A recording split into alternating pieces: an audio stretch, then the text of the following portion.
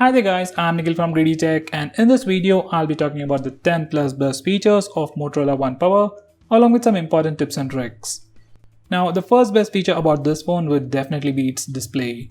Now the previous latest Motorola phone, that's the Moto G6, also came with the so-called new full view display with pretty huge bezels, while this phone comes with a 6.2-inch IPS display with Full HD Plus resolution with the new 19:9 aspect ratio, with a display notch and a 2.5D curved Corning Gorilla Glass for protection.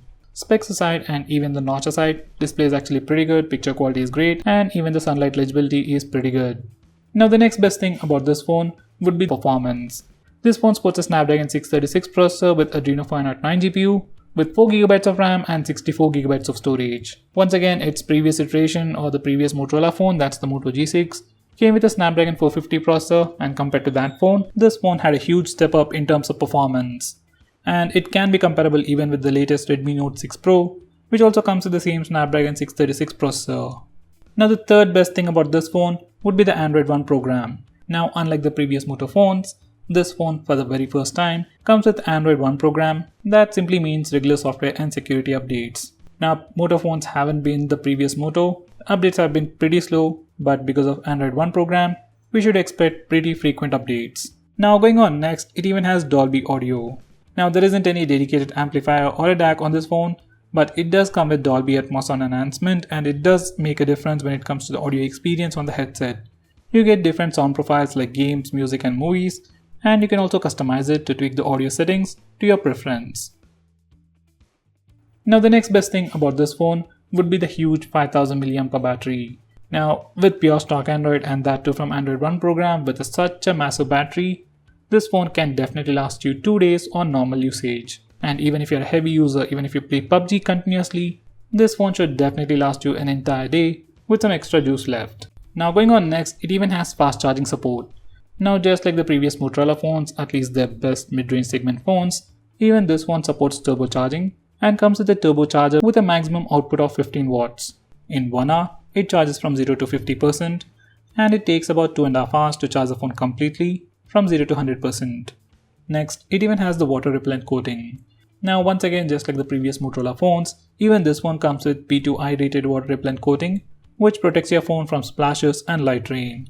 It's not complete water resistance, but it does offer some kind of protection.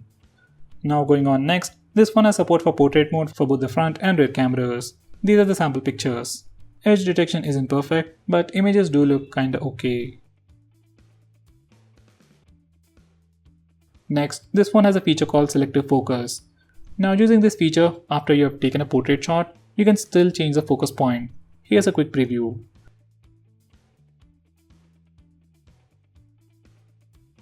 Next we have Chop Twice for flash.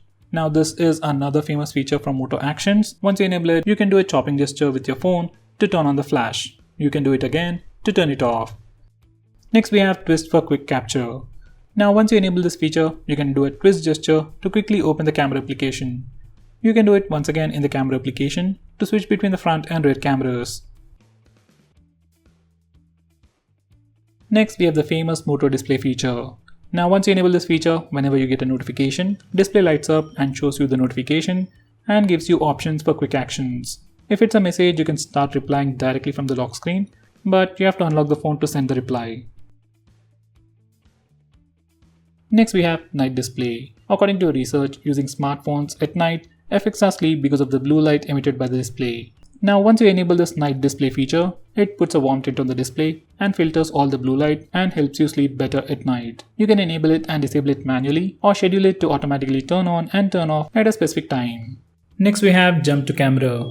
Once you enable this feature, you can press the power button twice anywhere and it will open the camera application instantly. You can try it on the lock screen when the phone is locked or even while you're doing anything. Once the camera application is open, you can once again do the flip gesture to switch between the front and rear cameras. Next we have swipe up on home screen. Now once you enable this feature, your navigation bar will be changed. You'll just get 2 buttons, back and home button. You can click the home button to go to home screen. You can swipe it up just like the Pixel phones for recent apps. You can swipe it up again for the app drawer. You also get a gesture where you can swipe left or right on the home button to switch between applications. This is the new change in the UI that comes with Android Pie. Next, we have a feature called Prevent Ringing. Now once you enable this feature, you can simply turn on the vibration mode by pressing the volume up and power button both at the same time. Here's a quick preview. So guys, those were all the best features. Now I'll show you the most important tips and tricks. Now first, I've already shown you about this button. I've already talked about it. So to enable this particular button, first you need to go to settings. In settings, go to system and then select gestures. From here, select the second option and make sure you enable this toggle. Now if this toggle is disabled, you will have the regular buttons, back, home and recent tabs button. But once you enable this feature, recent tabs button is gone and you just have two buttons at the bottom. Now you can click it to go home, swipe up for recent tabs, these are all the recent applications. And finally you can swipe up and up again for app drawer. Now we also have this another gesture where we can swipe this button left or right to switch between the current application and previous applications. This is super handy and super convenient and probably one of the best implementation I have seen so far.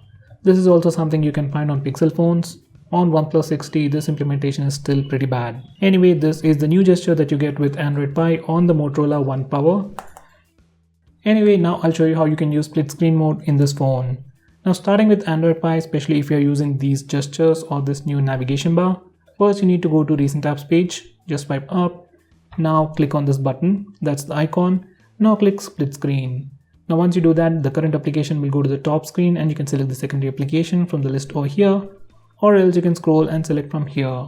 Now once you open two applications, everything is pretty normal, the same old thing. You can swipe this bar up or down to resize them. And as you can see, as of now, I'm not able to resize these windows. So to fix that, go to settings, then select display. Now change the display size. Select display size as smaller. Now once you do that, now we can do even this. When you play a video, it'll occupy 1/3 of the screen and you can use the 2/3 of the screen for the secondary application. Now this is all cool, but there are still applications that still do not support split screen mode. So to use all applications in the split screen mode, first you need to go to settings, then scroll to the bottom, select system, then go to about page. Now scroll to the bottom and click the build number 7 times. Once you do that, developer options will be enabled. Now go back, select advanced, now select developer options, scroll all the way to the bottom and enable force activities to be resizable and then restart the phone. Once you do that, you will be able to use all the applications in the split screen mode. Now going on next, this is the default launcher that we get right out of the box, and if you swipe up, it'll take you to the recent apps page. Now in this page, these are the quick applications or quick app suggestions by your phone. And this is the app drawer. Once again, you get the same suggestions at the top over here. And sometimes you also find quick actions over here to send calls or send a message. So these are the new things that you can find on Android Pie. Besides that, volume controls are also changed. When you click the volume button or power button, you can see the volume bar on the right side. You can slide this bar over here to increase or decrease it. You can click this button over here to change to vibration mode, silent mode and regular mode. And if you click the power button, this is the new interface. You can switch off your phone, restart your phone, or even take a screenshot from here. By the way, on this phone or any other Android phone, if you want to take a screenshot, you can press the volume down and power button both at the same time. Just do that and your phone will take a screenshot. Now for some more quick tips, if you want to display the battery percentage on the status bar, go to settings, then select battery. Now enable this toggle that says battery percentage. Once you do that, you will be able to see battery percentage on the status bar. Now for some more tips, while watching videos on YouTube, you can do a pin gesture to go full screen, and as you can see, video actually goes completely full screen. Even the area near the notch is being used and you get a much more immersive experience. Next, I'll show you how you can change the themes on your phone. Now usually on stock Android, we don't get to choose the theme, but on this phone we can actually do it. So if you want to change the theme on your phone, this is what you need to do. Go to settings, then select display settings, then scroll down and select advanced. Then you have this option that says device theme. So you have 3 options: automatic. So once you enable this option, depending upon your wallpaper, theme changes automatically. And if you select light, everything will be in light. So if you check out the notification area or the navigation buttons, this is how it looks like, and this is how the app drawer looks like. It has a white background. Now this is how the dark theme looks like. So these are the navigation bar, it has a black background. Even the app drawer has a dark background. Now going on next, if you want to change the theme of default phone dialer and messaging application, this is what you need to do. Open the messaging application, then go to settings, then select enable dark mode. Now once you do that, Messenger will have the dark mode, and even the phone dialer will have a dark mode. So here's a quick preview. Next, I'll show you how you can change your default applications on this phone. Let's say if you want to change your default browser or default launcher, this is what you need to do. Go to settings and then select apps and notification, then select advanced, then select default applications or default apps. From here, you can change your default browser to anything from Chrome to say UC browser or something like that. Next, from here, you can change your default launcher and so on. So guys, these are the best features and most important tips and tricks for your Motorola One Power. If I missed out on anything important, do let me know by commenting below this video, and if you're planning to buy this phone, use the link in the description. It always helps the channel, and if you want us to make any specific video, tweet out to us with the hashtag AskGreedyTech on Twitter and we will try to make it as soon as possible. I'm Nikhil from GreedyTech signing off. Have a nice day.